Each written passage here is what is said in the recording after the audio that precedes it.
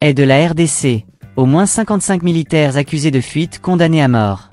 Butembo, République démocratique du Congo. Dans une décision qui a suscité de vives réactions, un tribunal militaire de garnison de l'Est de la République démocratique du Congo, RDC, a condamné à mort, vendredi 28 février, au moins 55 soldats des forces armées congolaises, FARDC.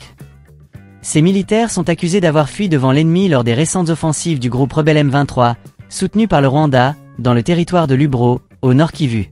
Ce verdict intervient dans un contexte de tensions croissantes dans la région, où les affrontements entre les FARDC et les groupes armés se multiplient. Un procès expéditif et des accusations graves. Le tribunal militaire de garnison de Butembo, siégeant à Musienen, a rendu son verdict après 5 jours de procès en flagrance.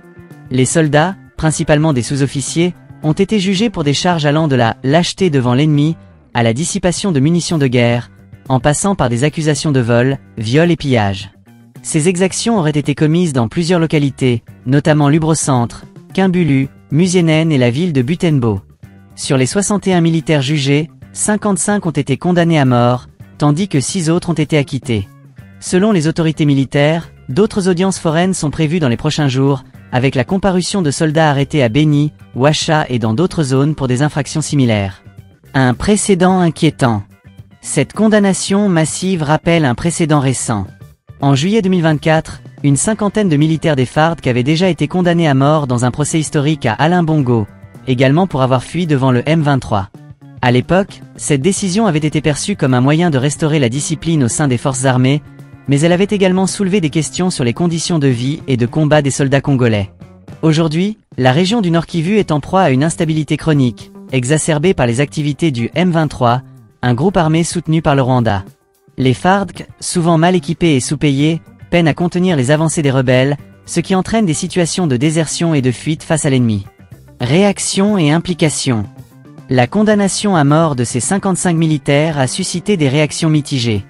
D'un côté, certains y voient une mesure nécessaire pour rétablir l'ordre et la discipline au sein des FARDC.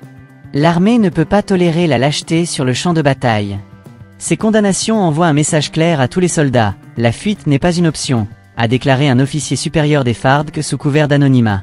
De l'autre, des voix s'élèvent pour dénoncer la sévérité des peines et les conditions dans lesquelles les soldats sont contraints de combattre.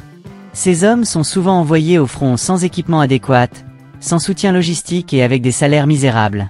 Les condamner à mort pour avoir fui face à un ennemi mieux armé et soutenu par un État voisin est injuste, a déclaré un défenseur des droits de l'homme basé à Goma. Un contexte régional explosif. La situation dans l'est de la RDC reste extrêmement volatile.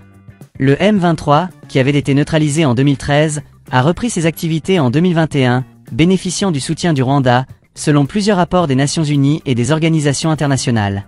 Les affrontements entre les FARDC et le M23 ont entraîné des déplacements massifs de populations civiles, exacerbant une crise humanitaire déjà critique. Les condamnations à mort de ces soldats interviennent dans un contexte où les FARDC tentent de reprendre le contrôle des zones perdues face au M23. Cependant, les défis sont immenses. Manque de ressources, morale bas parmi les troupes et soutien extérieur insuffisant. Nous avons besoin de plus que des condamnations à mort. Nous avons besoin d'une réforme en profondeur de notre armée, d'un soutien international accru et d'une stratégie claire pour mettre fin à cette guerre, a déclaré un analyste politique congolais. Les droits de l'homme en question. La condamnation à mort de ces militaires soulève également des questions sur les droits de l'homme et la justice militaire en RDC. Les procès en flagrance, bien que rapides, sont souvent critiqués pour leur manque de transparence et leur caractère expéditif. Ces procès doivent respecter les normes internationales en matière de droits de l'homme. Les accusés doivent bénéficier d'une défense adéquate et d'un procès équitable, a déclaré un représentant d'une ONG internationale. Par ailleurs, la peine de mort, bien que légale en RDC, est de plus en plus contestée par les défenseurs des droits de l'homme. La peine de mort est une violation du droit à la vie. Nous appelons le gouvernement congolais à abolir cette pratique et à privilégier des peines alternatives, a déclaré un militant des droits de l'homme. Perspective d'avenir. Alors que la RDC continue de faire face à des défis sécuritaires majeurs, la question de la discipline au sein des FARDC reste centrale. Les condamnations à mort de ces 55 soldats pourraient être perçues comme un moyen de restaurer l'ordre, mais elles risquent également de saper le moral des troupes et d'exacerber les tensions internes. Pour sortir de cette crise, une approche multidimensionnelle est nécessaire. Cela inclut une réforme en profondeur des forces armées, un soutien accru de la communauté internationale et une stratégie claire pour mettre fin à l'instabilité dans l'est du pays. Nous ne pouvons pas continuer à perdre des vies, que ce soit celles de nos soldats ou de nos civils.